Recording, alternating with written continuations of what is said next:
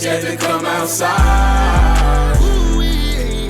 Niggas know we stepping night and day. No, I'm stepping night and day. So breaking it, diving into this then. So transitioning out of football, college, you know what I'm saying?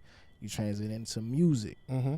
So how did music get started? Like what made you want to dive into So that? for me, I always probably been the biggest fan of Middle Georgia music you ever gonna meet. Mm-hmm. You know what I'm saying? So I never really listened to mainstream music. I rather listen to people I know and supported them. So I always had an ear for music. It's just one day I had told my cousin, crack, all that shit, nigga, I'm finna be a rapper. And shit, I came down to the studio. I'm finna turn the studio up in Wilco.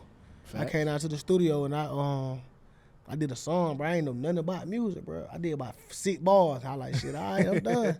Nigga was like, nah, bro, you gotta do 12 bars and then you gotta do the hook. I'm like, man, just bring the beat back or something. But like, that's when I noticed you had to learn that shit. So I stepped back away and I took a month and just learned everything I could about music. So Snap got into the music Mm-hmm. and Snap started having a little push in the music. Man, I came down to my city. I shot a video. I shot a big video. And my tape did well. Did over 100,000 streams. I probably did about 13, 14 shows. But I hated performing. Right. So I used to get booked for shows and I just bring artists from my city with me.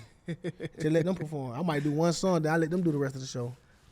That's tough, man. So like, you know, what was that thinking process to be like, man, I got 100,000 screens, I'm doing shows. You making money at the time?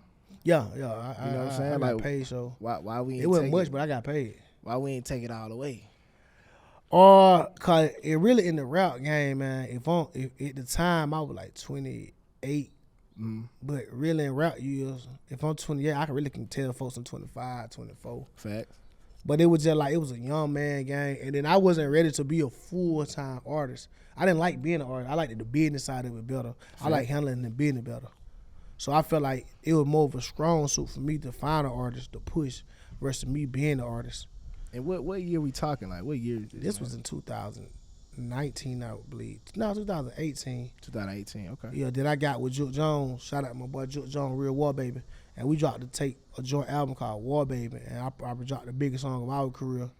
Was called War Baby. Right. And we got booked through the MWR. We got booked on a 60-city tour. So we were supposed to go to every military base.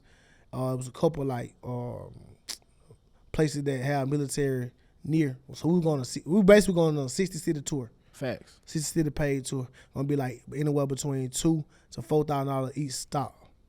It's gonna be a whole year tour. And COVID came. COVID came. We talk about that all the time, bro. COVID came. A lot of people didn't even know about it. Only people really knew were me, Juke Jones, and Crack.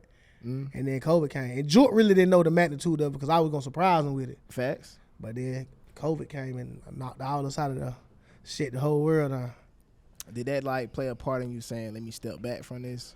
Yeah. And then my grandmama had passed. And then that's when I learned how to make music. That's when I learned how to really write music.